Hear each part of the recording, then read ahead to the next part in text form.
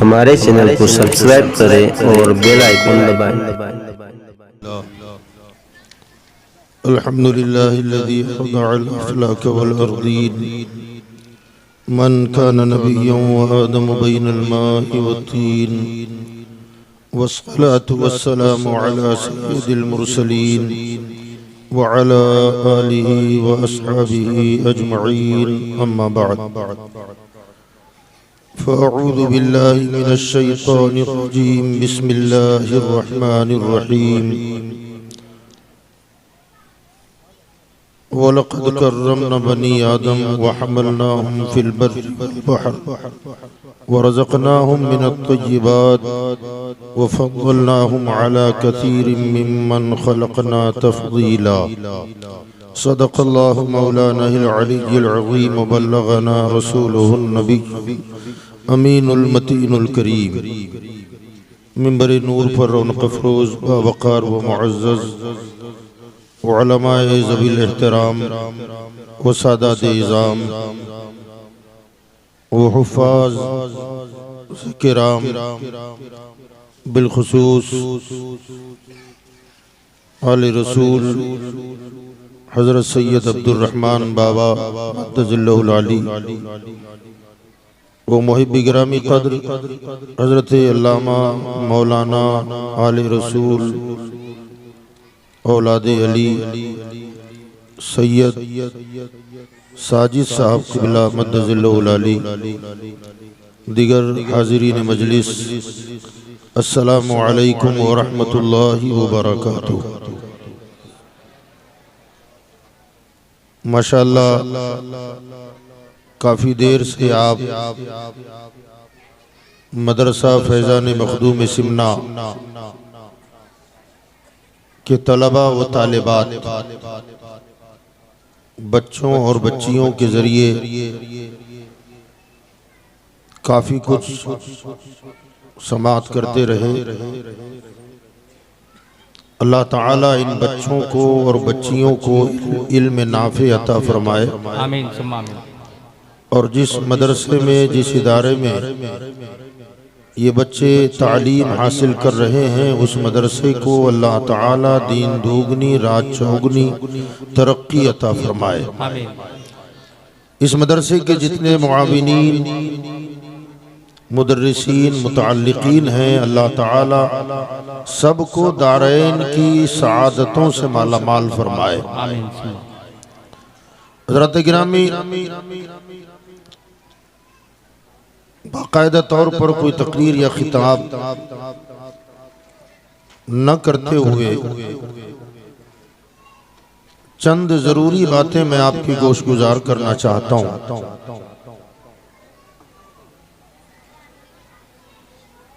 अल्लाह ताला कुरान मजीद फुरक़ान हमीद में इरशाद फरमाता है, वलक़द कर्रमना बनी आदम, और हमने औलाद आदम को इज्जत अता फरमाई। व हमलनाहुम फ़िल बर्रि वल बहर, हमने खुश्की और तरी में उन्हें सवार किया, रास्ते दिए। व रज़क़नाहुम मिनत तय्यिबात, और हमने उन्हें सुथरी रोजी अता फरमाई। व फ़द्दलनाहुम अला कसीरिम मिम्मन ख़लक़ना तफ़दीला, और हमने अपनी तमाम मखलूक़ात पर इंसान को, औलाद आदम को फजीलत अता फरमाई। अल्लाह की मखलूक़ात में सबसे अफजल तरीन मखलूक अगर कोई है वो हजरत इंसान है। हमें और आपको अल्लाह तबारक व तआला ने अपनी तमाम मखलूक़ात में सबसे अफजल करार दिया, सबसे बेहतर करार दिया। यहां काबिल गौर बात यह है कि किसी भी चीज की अफजलियत के लिए उसके अंदर कोई ऐसी खुसूसियत होना जरूरी है जो उसके अलावा किसी और के पास ना हो। किसी और चीज में वो खुसूसियत न पाई जाए तो उस खुसूसियत की बुनियाद पर उसे एक इम्तियाजी हैसियत हासिल होती है, इम्तियाजी मकाम हासिल होता है। वो खुसूसियत ऐसी हो जो उसके अलावा किसी और में न पाई जाए।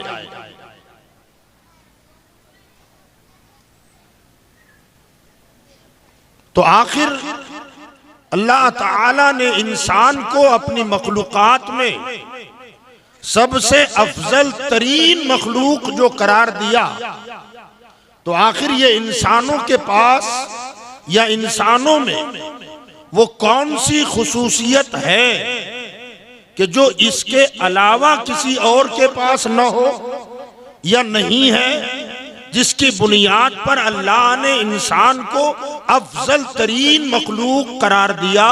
अशरफुल मखलूकात होने का शरफ इंसान को अल्लाह ने अता फरमाया।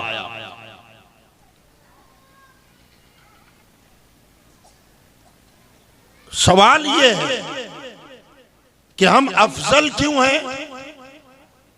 क्या इसलिए कि हम खाते पीते हैं? अगर हम खाने पीने की वजह से अफजल हैं तो कौन सा जानवर ऐसा है जो खाता पीता नहीं?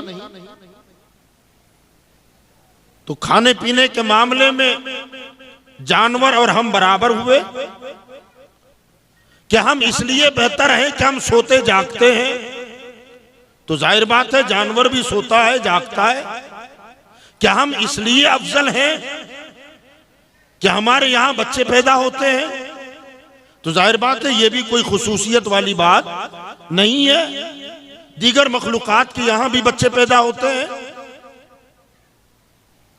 अब सवाल ये है कि ये चीजें तो मुश्तरका हैं, फिर हम में खुसूसियत का मियार क्या है जिसकी वजह से अल्लाह ने हमें अफजल करार दिया?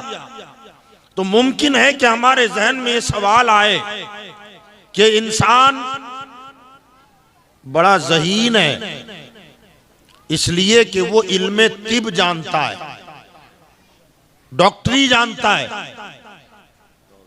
दवाएं मालूम करता है, जड़ी बूटियों में तहकीक करके रिसर्च करके उसकी दवाइयां बनाता है, अदवियात का माहिर है और फिर बीमारों की तशखीस करके बीमारी मालूम करता है और उन्हीं दवाओं में से तजवीज करके उस मरीज को दवा देता है तो मरीज शिफायाब हो जाता है। मतलब ये कि डॉक्टरी का हुनर हमारे पास है, इसलिए हम मखलूक में सबसे अच्छे हैं। बीमार की बीमारी मालूम करें और उस बीमारी का इलाज हम खोजें, इसलिए हम अफजल हैं। अगर ये दावा हमारा आपका हो तो मैं कहता हूं इसमें भी हमारी कोई खुसूसियत नहीं है। ये बातें जानवरों में भी पाई जाती हैं। आप कहेंगे क्या जानवर भी डॉक्टर होता है? क्या जानवरों को जड़ी बूटियों की क्या इल्म होता है? उनके पास ये हुनर है? ये तजर्बाती इल्म है, ये तजर्बात की दुनिया है। तो याद रखें, मैं कहता हूं कि इसमें इंसान की कोई खुसूसियत नहीं है, क्योंकि हम और आप जानते हैं। एक मिसाल दे रहा हूं आपको। नेवला आपने देखा है? हाँ या ना में मुझे जवाब दें। नेवला मशहूर है सांप के साथ दुश्मनी में। सांपों से इसकी दुश्मनी है, जहां सांप देखता है लड़ाई शुरू हो जाती है। सवाल यह है कि वो सांप जो बहुत ज्यादा शदीद जहरीला हो, वो अगर हाथी में अपना जहर डाल दे तो मौत के घाट उतार दे, शेर और चीते को डस ले तो मौत के घाट उतार दे, या अक्लमंद इंसान को डस ले तो मौत के घाट उतार देता है। अब ये नेवले के साथ जब लड़ाई इसकी होती है तो क्या ये नेवले को डसता नहीं होगा? क्या अपना जहर उसके बदन में दाखिल नहीं करता होगा?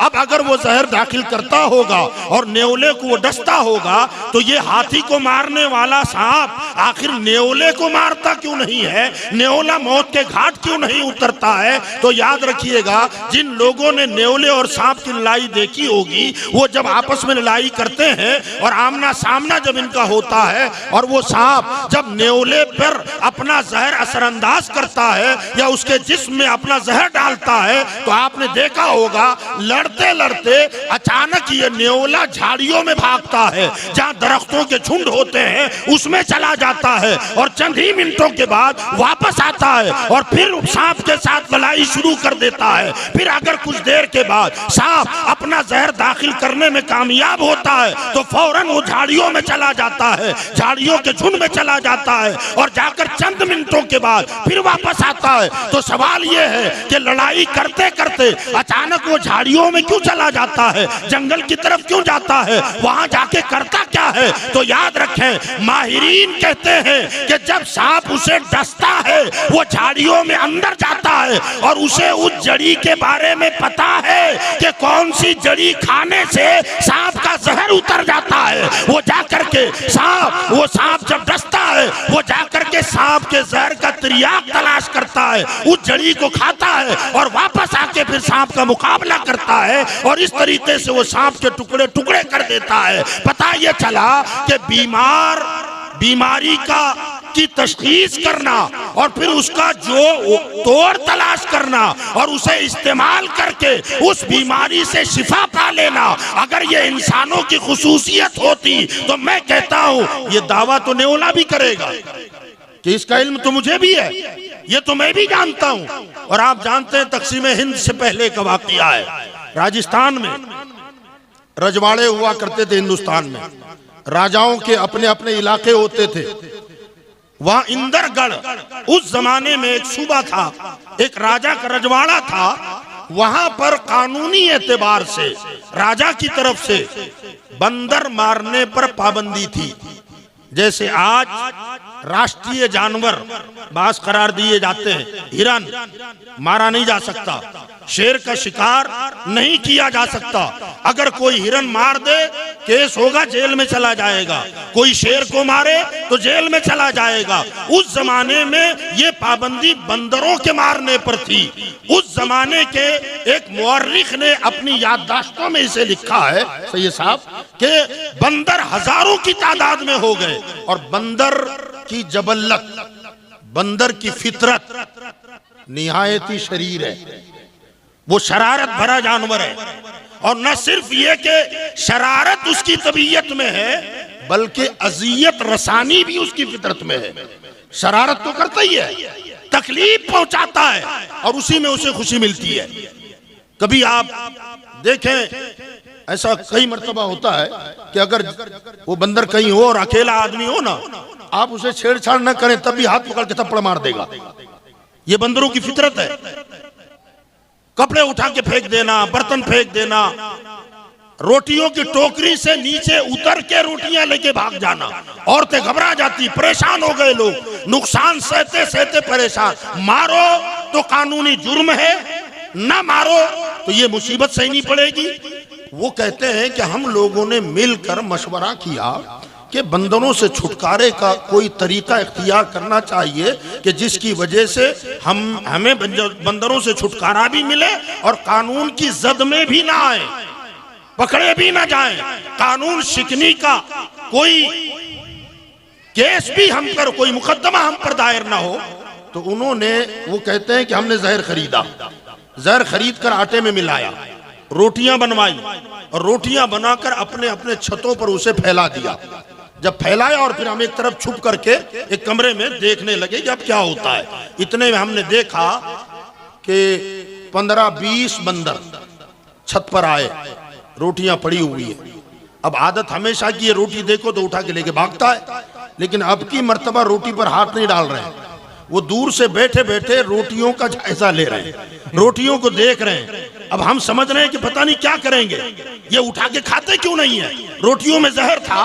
उनका कहना है कि कुछ देर के बाद उन्होंने रोटियों को छुआ तक नहीं, वहां से उठ के चल दिए। हम समझ गए कि इन्हें अंदाजा हो गया कि रोटियों में जहर है।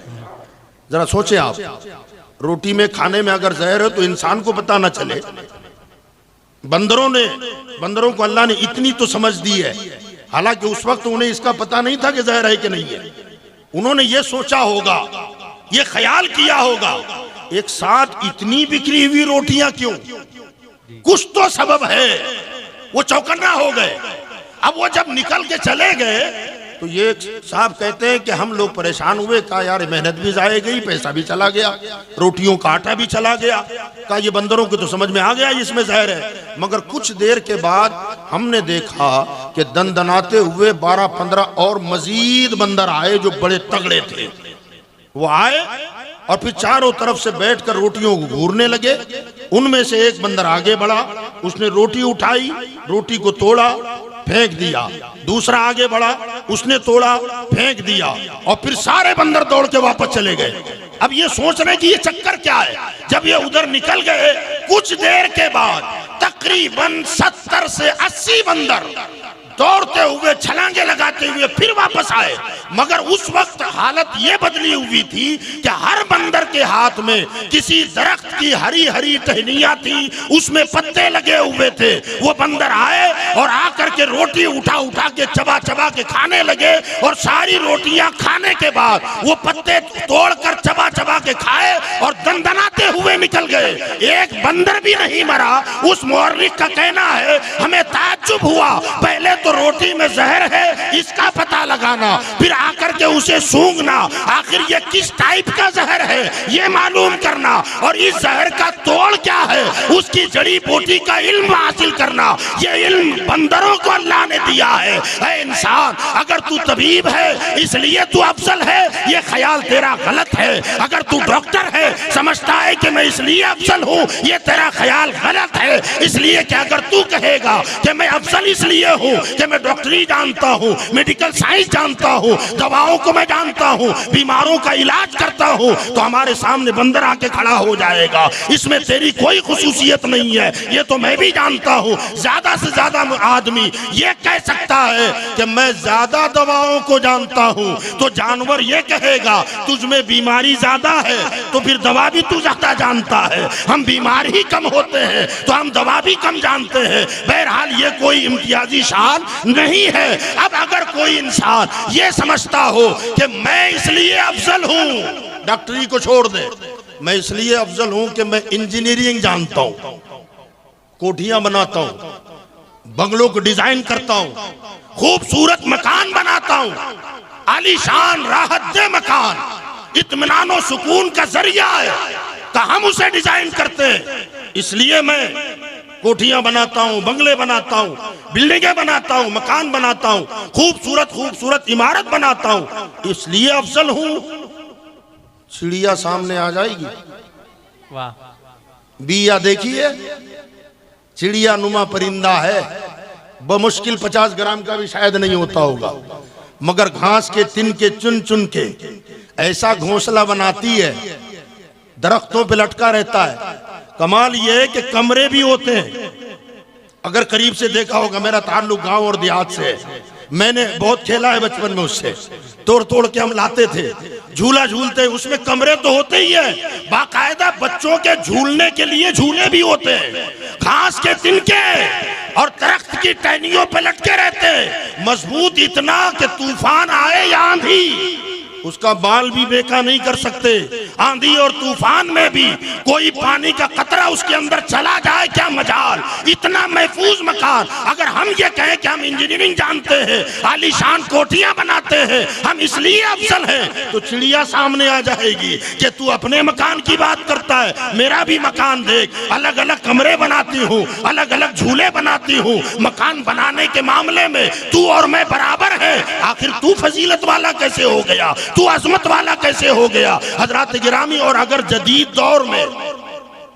दौर में आप देखेंगे ना, ये जो मकान हमारे बन रहे हैं आरसीसी के, है ना, मैंने देखा है, मैं उठा के फेंक दिया मैंने उसको, इसमें लोहा इस्तेमाल होता है बाकायदा। अब तो कबूतर भी ये तारों से मकान बना रहे हैं, अब घास नहीं मिल रहा है उनको, तो पता नहीं कहां कहां से बारीक बारीक वो छतों के तार, छतों में जो इस्तेमाल होते हैं बारीक तार, छत डालने के लिए बंधन जो बांधते हैं, वो छोटे छोटे तारों को, इतना सा परिंदा है यार, सोचने वाली बात है, उसको अपनी सोच के मुताबिक बाकायदा ढालता है, रिंग बनाता है, गोल गोल गोल गोल रिंगे बनाता है और फिर कुछ नरम बिस्तर के लिए भी कुछ लाके डालता है। मेरे घर में उन्होंने बाकायदा अंडे दिए हैं गैलरी में हमारे।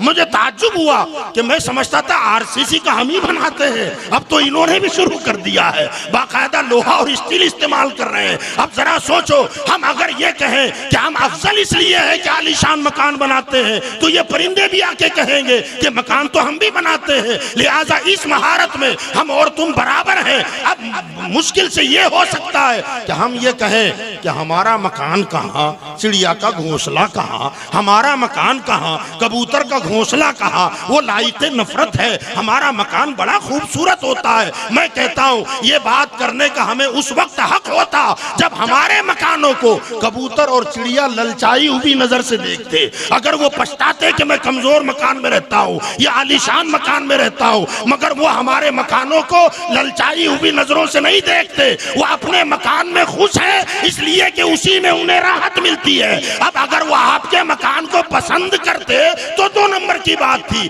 आप किसी परिंदे को लाके आपके बेडरूम में बसाने की कोशिश करें, वो मर जाएगा, नहीं बसेगा।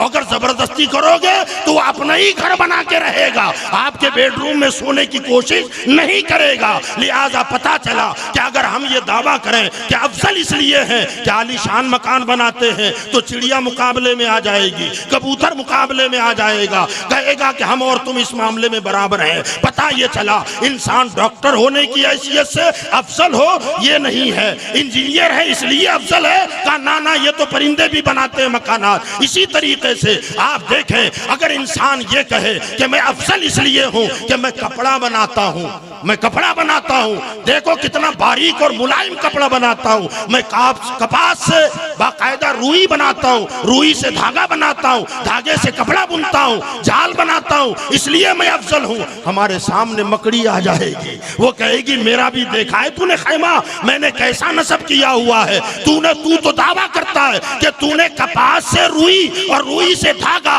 और धागे से कपड़ा बनाया है, जरा मैंने जो मटेरियल इस्तेमाल किया है उसका नाम तो बता।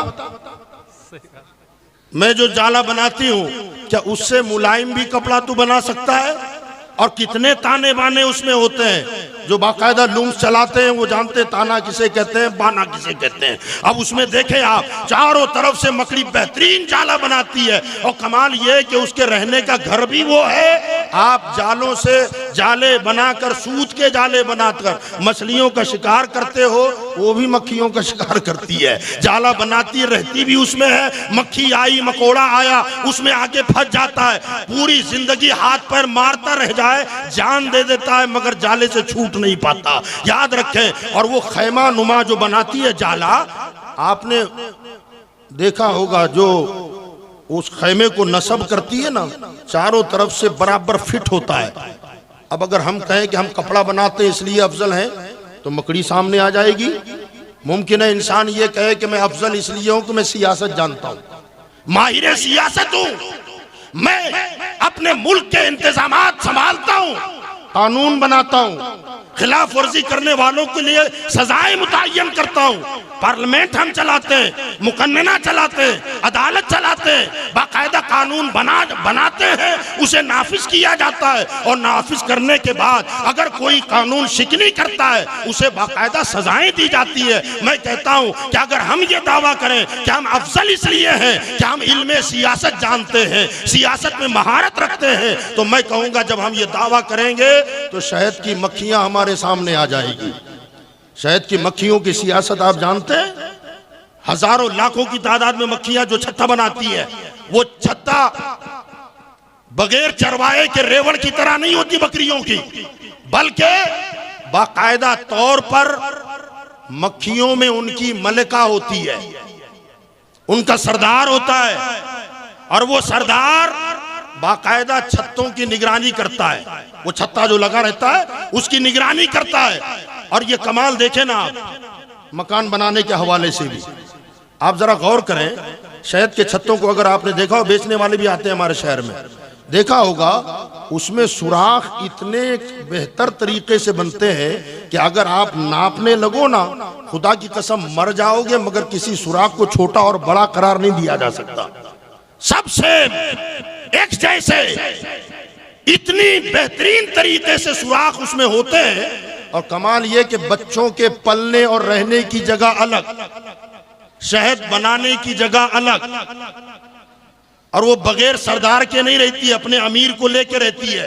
अरबी में उस मलिका को यासूब कहा जाता है, यासूब कहा जाता है। और कमाल ये, आज तो इंसानों में भी कमाल नहीं है, अगर हमारे किसी अमीर को, हमारे रहबर को कोई मुसीबत आ जाए या गिरफ्तार हो जाए, हम अपने घरों में रूपोश हो जाते हैं।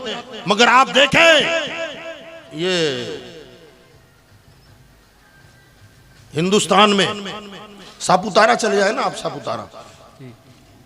सापुतारा जाएंगे, वहां बाकायदा शहद की फार्मिंग होती है, शहद की फार्मिंग होती है। वहां डब्बे लगे हुए हैं, उन डब्बों ही में आकर के मक्खियां शहद बनाती हैं। सवाल यह है कि मक्खियां, डब्बे तो इंसानों ने लगाए, वो तो झाड़ों दरख्तों के टहनियों पर छत्ते लगाते हैं, ये डब्बों में आके कैसा छत्ता बनाते, शहद बनाते हैं। तो याद रखें, वो जो शहद की फार्मिंग करने वाले लोग हैं वो बाकायदा तौर पर जानते हैं कि मक्खियों की मलिका कौन है, उसे पकड़ते हैं और उसे पकड़कर वो डिबिया में बंद करके रखते हैं। उन्हें मालूम है ये हमारे कब्जे में रहेगी ना, ये लाखों मक्खियां हमारे इर्द गिर्द चक्कर काटेगी, ये कहीं नहीं जाएगी, इसलिए कि वफादारी इतनी है। आज अगर हमारा इमाम परेशान हो जाए, कोई सामने मदद के लिए नहीं आता, मौलाना परेशान हो, हालांकि हम कहते हैं हमारे रहबर हैं, हमारे रहबर हैं, मगर जब वक्त आता है इमाम साहब आगे बढ़ो, हम तुम्हारे साथ हैं, मुसीबत आई तो इमाम साहब पीछे देखे तो कोई नजर ही नहीं आता, सब दौड़ जाते हैं। मगर जरा देखें, ये शहद की मक्खियां हैं, जिसको अपना अमीर बना लिया तो मर जाएगी मगर उसका पीछा नहीं छोड़ती, उसका दामन नहीं छोड़ती। ये इत्तिहाद है, ये तंजीम है। और इसी के साथ साथ वो जो यासूब है, उनकी मलिका और उनकी रानी है, वो शहद के छत्ते की निगरानी करती है। होता ये, जहां शहद का छत्ता लगा हुआ होता है, कभी कभी आप देखेंगे उसके नीचे जब आप नजर डालेंगे ना तो 100-200 मक्खियां वहां मरी पड़ी होती है। शहद की मक्खियां शहद के छत्ते के नीचे मरी पड़ी होती, किसी का सर टूटा हुआ है, किसी की कमर टूटी हुई है, किसी के पर उखड़े हुए हैं। आखिर उन्हें मारा किसने? तो उसके माहिरीन का कहना यह है कि ये मक्खियां जो पूरा दिन बागों में, जंगलों में, दरख्तों के झुंडों में जाती हैं और फूलों का रस चूसती हैं, फलों का रस चूसती हैं, और आकर के वही छत्ते में आकर उसे उगलती हैं, उसी से शहद बनता है। अगर कभी किसी मक्खी ने किसी गलत दरख्त, जहरीले फल, जहरीले फूल का मादा चूस कर अगर आई, वो मादा है उसके पेट में, मगर वो यासूब जानता है कि कौन शिफा वाला मादा लेकर आई, कौन जहरीला मादा लेकर के आई। अगर जहरीला मादा लेकर जो मक्खी आती है, उसे यासूब बख्शता नहीं है, पकड़ के गर्दन तोड़ के मार डालता है। और इसलिए कि अगर एक को कत्ल किया जाए, हजारों की जान बचती है, तो ये कत्ल नहीं होता, ये गुनाह नहीं होता। यही है किसास का मसला जो शरीयत मुताहरा ने बयान किया है। अगर एक को कत्ले में, अल हुर्र बिल हुर्री कुरान में आया है, अल कत्ल बिल कत्ली, किसी ने किसी को कत्ल कर दिया पूरी कौम की भलाई के लिए, अगर एक को सजाए मौत दी जाए और कौम का भला होता है तो ये कोई जुर्म नहीं है। का पूरी कौम को बचाने के लिए, कौम तो कौम है, हम उस शहद को लेकर के खाएंगे, शिफा समझ के खाएंगे। वो मक्खी का एहसान हम पर भी है कि उस शहद में वो जहरीला रस शामिल नहीं होने देती। जो जहरीला रस लेके आती है उसे वो जान से मार डालती है। पता ये चला कि अगर सियासत की महारत की वजह से हम ये कहें कि हम अफजल हैं, तो शहद की मक्खियां कहेंगे सियासत हमसे सीख, तंजीम क्या है हमसे सीख, यकजहती क्या है हमसे सीख, कानून क्या है हमसे सीख, कानून शिकनी करने वाले को सजा कैसी दी जाती है वो हमसे सीख। अगर किसी को सजा मिल गई तो मेरी कौम का एक बंदा भी, एक मक्खी भी एहतजाज नहीं करती, वो जानती है अगर एक को मार के हजारों की जान बचानी पड़े तो बचा लेना बेहतर है। इसलिए याद रखो, इल्म सियासत की वजह से तुम्हें कोई फजीलत नहीं है। मक्खियां भी इल्मे सियासत जानती है। अगर इंसान कहे कि मैं अफजल इसलिए हूँ कि हवाई जहाज हमने बना दिया है, रॉकेट हमने बना दिया है, हम हवाओं में हजारों मील की बुलंदी पर जाते हैं इसलिए हम अफजल हैं, तो मियाँ कौवा और करगस सामने आ जाएगा। तेरा जहाज जितनी बुलंदी पर जाता है ना उतनी ऊंची उड़ान तो मैं भी रखता हूँ। करगस भी कहेगा मैं भी उड़ता हूँ, मैं भी प्रवास करता हूँ, लिहाजा जहाज बनाते हो और उसमें बैठ के हवा में प्रवास करते हो इसलिए अफजल है, तो परिंदे सामने आ जाएंगे। अब सवाल ये पैदा होता है वो फद्दलनाहु अला कसीर मिम्मन खलकना तफसीला, हमने अपनी मखलूकात में सबसे अफजल हजरत इंसान को बनाया है। तो डॉक्टर होने की वजह से अफजल है? कहा ना, परिंदे भी वो काम कर रहे हैं, जानवर काम कर रहे हैं। कहा इसलिए कि कपड़ा बुनते हो इसलिए अफजल है? कहा ना ना, ये तो मकड़ी भी कर रही है। अगर तुम ये कहो हम इंजीनियर हैं, मकान बनाते हैं इसलिए अफजल है, तो परिंदे आ जाएंगे, मकान हम भी बनाते हैं। तो मेरे भाइयों सवाल ये है आखिर फजीलत की वजह क्या? ज़हन हाजिर है? तो हमने पहले ही कहा था कोई वो खास बात हो जो किसी और में ना हो। आखिर वो कौन सी खुसूसियत है जो हमारे पास है किसी और में नहीं? तो वो है मारिफत इलाही। सुभान अल्लाह, सुभान अल्लाह। अल्लाह क्या फरमाता है? वमा खलक़तुल जिन्न वल इंस इल्ला लियअबुदून, हमने जिन्नातों और इंसानों को इसलिए पैदा किया ताकि वो हमारी इबादत करें। और सूफिया इसकी तफसीर में फरमाते हैं इल्ला लियअबुदून ए इल्ला लियारिफून, पता पैदा इसलिए किया ताकि तुम मुझे पहचानो। और ये पहचानोगे कैसे? ये है वही का इल्म, क्या बात। और ये मिलता है नबियों के जरिए, ये मिलता है रसूलों के जरिए।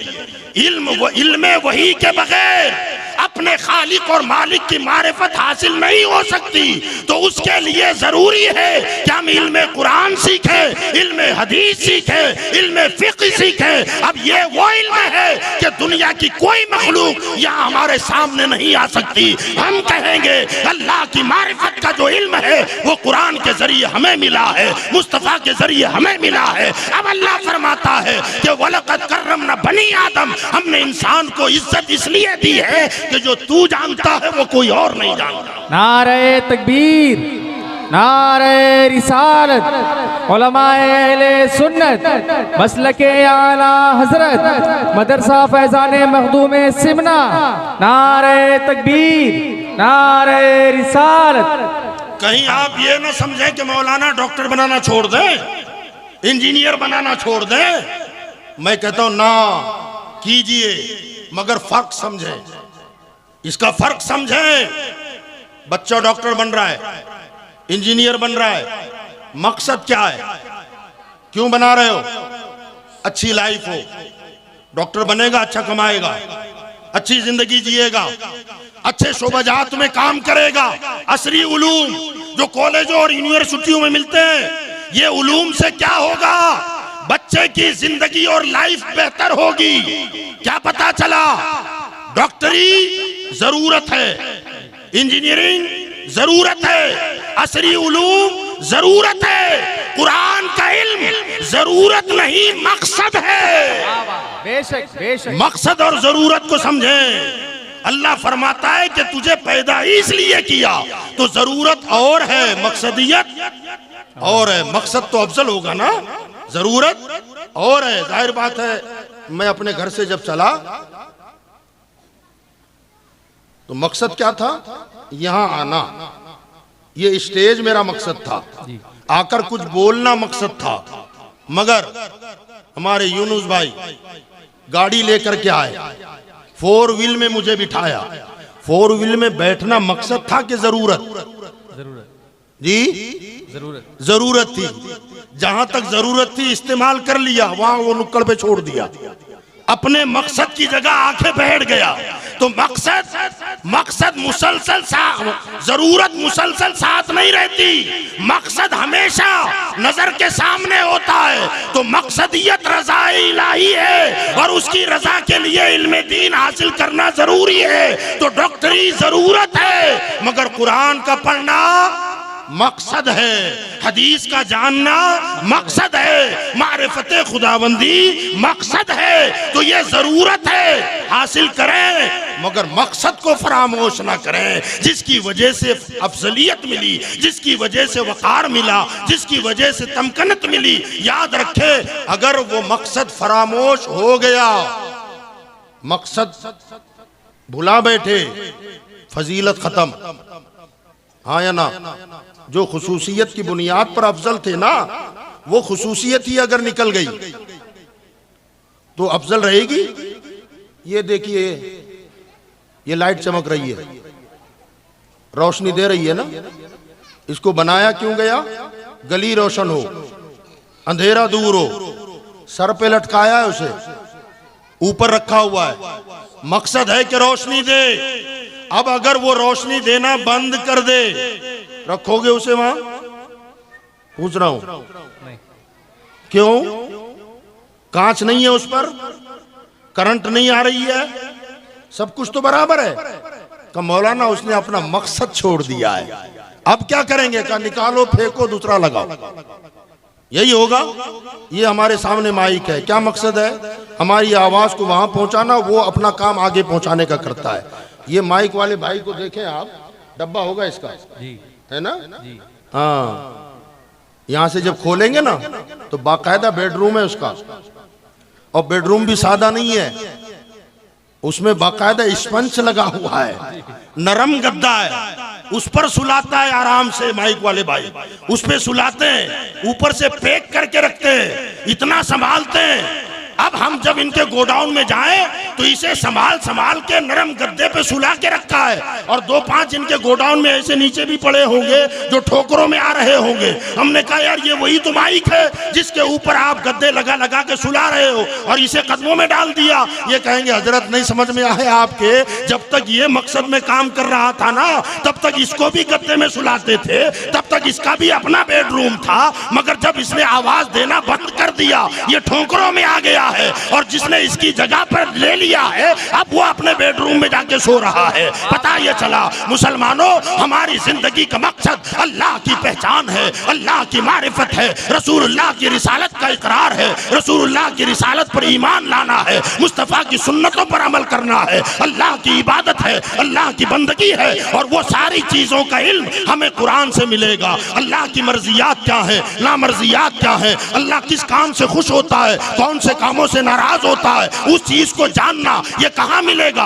कॉलेज में इसका इल्म नहीं मिलेगा, यूनिवर्सिटी में पता नहीं चलेगा। अल्लाह कौन से कामों से खुश होता है, अल्लाह सबको नहीं बताता, वो नबी को बताता है, और नबी उम्मत को अता फरमाता है। उसके जरिए, ये किताबों के जरिए हमारे ये उलमा है, ये सादात किराम है, वो इल्म हमें अता फरमाते हैं। अल्लाह फरमाता है कि अगर तू भी अपने मकसदियत में पूरा उतरेगा, हम तुझे भी अफजल रखेंगे। यही नहीं, जन्नत में भी ऊंचे दर्जे अता फरमाएंगे। ऊतुल इल्म दरजात, कुरान कहता है इल्म वालों को हमने बुलंद रुतबे अता किए हैं, बुलंद मकामात अता किए हैं। तो मेरे भाइयों, बुजुर्गों और दोस्तों, याद रखो, मदरसा अगरचे छोटा हो मगर मकसद पे काम कर रहा है, जिसकी वजह से हम अफजल हैं, जिसकी वजह से ताजे करामत हमारे सरों पे सजाया गया है। वो तालीम, यहाँ ये 10 बाई 14 या 18 का ये मकान यहाँ खरीदा गया, 10 बाई 18 का, 18 बाई 20, 13 बाई 20, छोटी जगह है, छोटी जगह है। 1000 कमरों पर मुश्तमिल अगर कोई यूनिवर्सिटी हो, वाह वाह क्या इदारा बना, बहुत अच्छा इदारा है, हजारों बच्चे पढ़ रहे हैं। मैं कहता हूं बिल्कुल बहुत अच्छी बात है, मगर देख क्या रहे हैं, वो सारा इल्म कब तक? सांस उखड़ी वो हाथ जोड़ के निकल जाएंगे, डॉक्टरी धरी के धरी रह जाएगी। आप देखें ना, मैं मुखालिफ नहीं हूं उसका, मैं भी चाहता हूं कि वो हो, लेकिन उसे मकसद मत बनाओ। जरूरत को जरूरत रहने दो, मकसद को मकसद रखो। हमने उसे मकसद बना लिया और इसे जरूरत के दर्जे में भी नहीं हम चाहते। दीन के इल्म को जरूरत भी नहीं समझा, और जो जरूरत था उसे मकसद बना लिया। तो याद रखो, अगर ये पोजीशन आएगी, तो इकबाल ने कहा था ना, वो जमाने में मुअज़्ज़ज़ थे मुसलमान होकर, वो जमाने में मुअज़्ज़ज़ थे मुसलमान होकर, हम खार हुए तारीके कुरान होकर। हमने कुरान को छोड़ दिया, अल्लाह ने हमें जलील कर दिया है, रुसवा कर दिया है। वो जब तक कुरान से मुंसलिक थे, कुरान को सीने से लगा के रखा था, तालीमात कुरान, तालीमात मुस्तफा पर अमल पैरा थे, 313 थे मगर कामयाब थे। आज लाखों करोड़ों में है, तालीम कुरान छोड़ दिया, जलील हो रहे हैं, रुसवा हो रहे हैं, ठोकरों में आ गए। तो मेरे भाइयों, बुजुर्गों और दोस्तों, वो बड़ी इमारतें आप देखें, वो कब तक, जरा सोचें, गौर करें। एक बच्चा इंग्लिश मीडियम स्कूल में जाता है, किताबों के अंबार हैं, कापियों के अंबार हैं। हमारे अपने बच्चे भी जाते हैं स्कूल में, मैं देखता हूं, कभी कभी नजर पड़ती है, तरस आ जाता है। इतना बोझ उनकी पीठ पर डालते हैं कि कमर झुक जाती है, कमर टेढ़ी हो रही है बच्चों की। 12 किलो का बच्चा है, 15 किलो की किताबें, ये हाल है। और आप देखें स्कूल जाने वाला बच्चा, वो सारी किताबें कहां रख के जाता है? पीठ पे। मदरसा फैजान मखदूम सिमना में आपका बच्चा बच्ची जाती होगी, वो किताब कहां ले रख के जाती है? सीने पर। ये किताबें ज़बाने हाल से कुछ कहती हैं, ये पीठ वाली कहती है बाबा पढ़ ले जितना पढ़ना है, जब कब्र में जाएगा हम इधर ही रहेंगे, तुझे अकेले जाना है।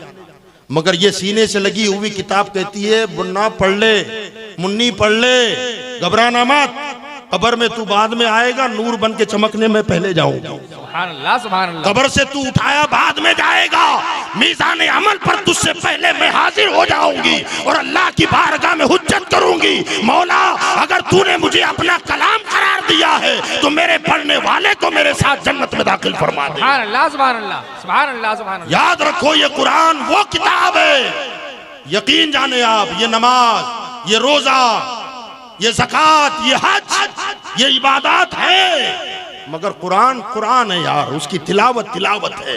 सुभान अल्लाह। यकीन जाने, नमाज बंदा कब तक पढ़ेगा? पढ़ना चाहिए, हालांकि हम जिंदगी में नहीं पढ़ रहे। फर्ज कब तक है? जब तक आदमी मर नहीं जाता। मर गया तो अब नमाज फर्ज रहेगी, रोजा रखेगा, ज़कात देगा, हज करेगा ना, बल्कि क़यामत में महशर में उठ के जाएगा। जब जन्नत में जाएंगे ना, तो जन्नत में हजरत सैयदना इमाम मोहम्मद इब्न सीरीन अलैहि रहमत व रिज़वान फरमाते हैं कि अगर, जरा एक मरतबा सुभान अल्लाह कहते हैं आप। सुभान अल्लाह, सुभान अल्लाह। हमने नमाजों को भी बहुत हल्का समझ लिया यार। हजरत मोहम्मद इब्न सीरीन कहते हैं कि अगर क़यामत में अल्लाह ताला मुझसे कहे, इब्न सीरीन, एक तरफ जन्नत है और दूसरी तरफ 2 रकात नमाज, बोल क्या चाहिए?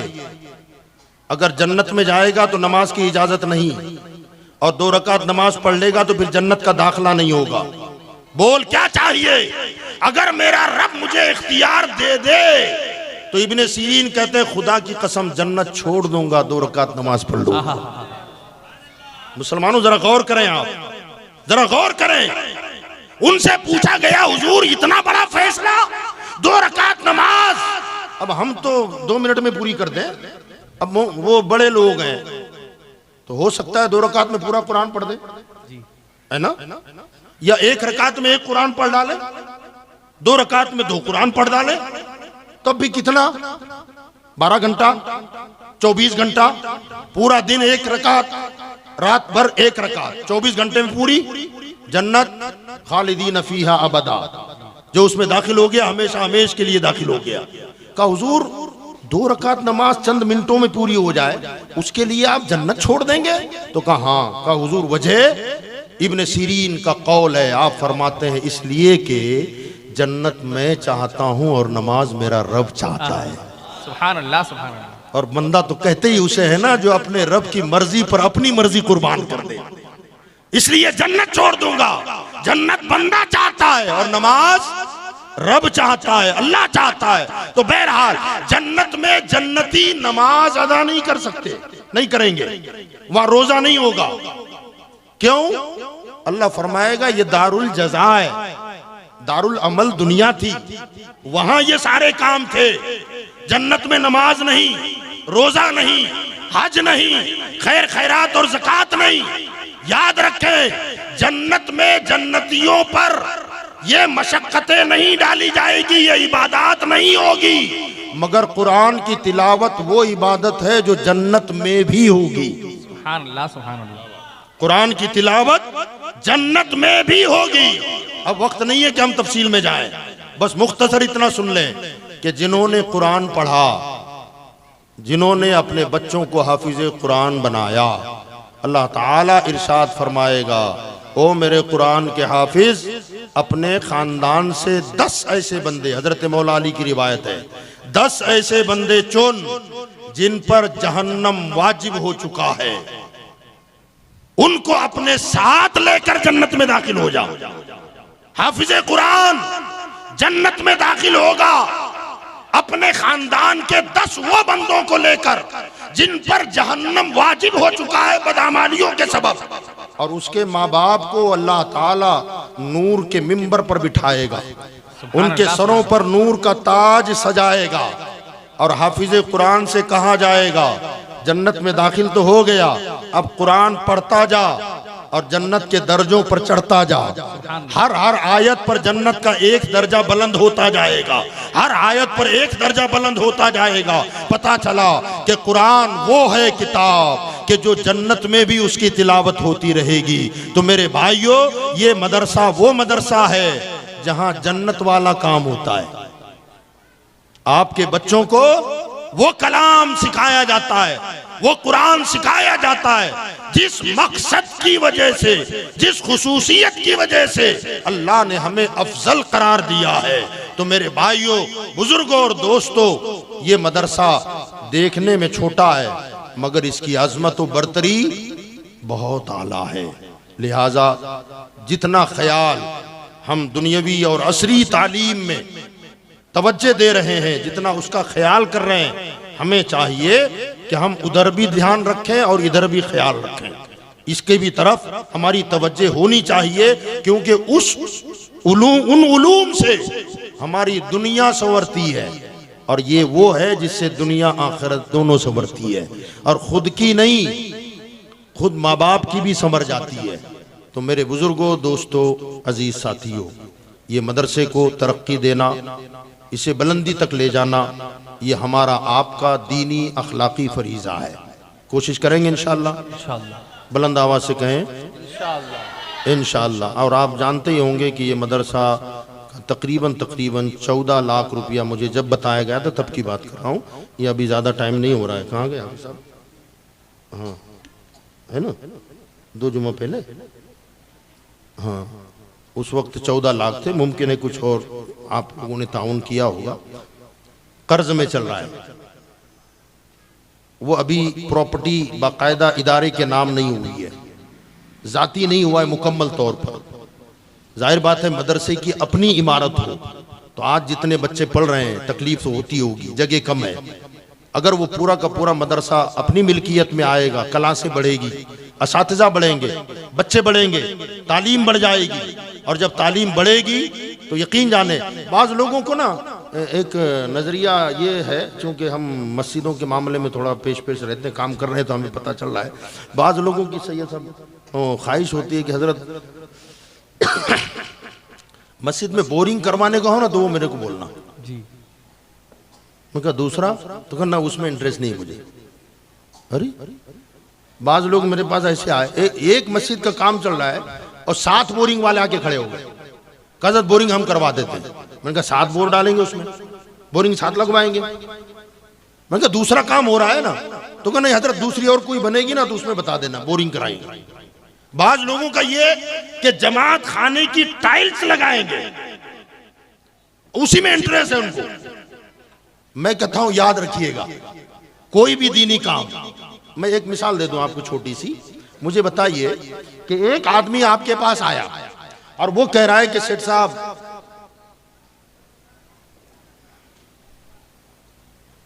खाना नहीं मिला 2 दिन से, मुझे खाना खिला दो। आप कहना यार खाने में इंटरेस्ट नहीं है, कपड़ा बना दूं?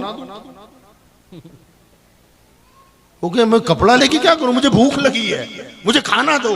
आप कहें ना ना कपड़ा हो तो बोल। याद रखिएगा, जब जहां जिसको जिस चीज की जरूरत है उस जरूरत को पूरा करने में ज्यादा नेकी है। बोरिंग में ज्यादा नेकी मिलेगी, फर्श में ज्यादा नेकी मिलेगी, मिंबर में ज्यादा नेकी मिलेगी, मेहराब में ज्यादा सवाब मिलेगा, ऐसा नहीं है। अगर पलस्तर बाकी है और जरूरत है तो पलस्तर में देना ज्यादा सवाब है। अगर मस्जिद की सीढ़ियां बाकी है तो फिर मेहराब और मिंबर में ज्यादा सवाब नहीं है। मस्जिद की सीढ़ी को जरूरत है वहां लगाओ, उसमें ज्यादा सवाब है। बहरहाल उमूमन ये भी होता है कि मस्जिदों की तरफ हमारी कौम की तवज्जे कुछ है, एक्स्ट्रा ज्यादा है, मदरसों की तरफ ज्यादा तवज्जे नहीं है। मगर एक फकीह का कौल मैं आपको सुना दूं, हनफी हैं, वो फरमाते हैं कि मस्जिद के मुकाबले में मदरसे में चंदा देना ज्यादा सवाब का बाइस है। फजीलत मदरसे में ज्यादा है। उनसे पूछा गया कि हजरत मस्जिद अल्लाह का घर है, उसके बजाय मदरसे में ज्यादा सवाब क्यों? तो आपने फरमाया इसका सवाब इसलिए ज्यादा कि मस्जिद में नमाज पढ़ी जाती है, मदरसे में सिखाई जाती है। मस्जिद में वजू किया जाता है, मदरसे में सिखाया जाता है। मस्जिद में कुरान पढ़ा जाता है, मदरसे में सिखाया जाता है। अगर सीखेगा नहीं तो पढ़ेगा क्या? इसलिए जहां सिखाया जाता है वहां दोगे तो ज्यादा सवाब, यहाँ बेहतर बन के जाएगा। नमाज अच्छी पढ़ेगा, वजू अच्छा करेगा, तिलावत अच्छी करेगा। इसलिए इस एतबार से अगर मदरसे में ताउन ज्यादा करोगे तो ज्यादा बच्चे सीखेंगे, और जब ज्यादा सीखेंगे तो नमाज अच्छी पढ़ेंगे, उसका सवाब फिर ज्यादा मिलेगा। तो याद रखिएगा, इसका ख्याल करना हमारी आपकी मुश्तरका जिम्मेदारी है।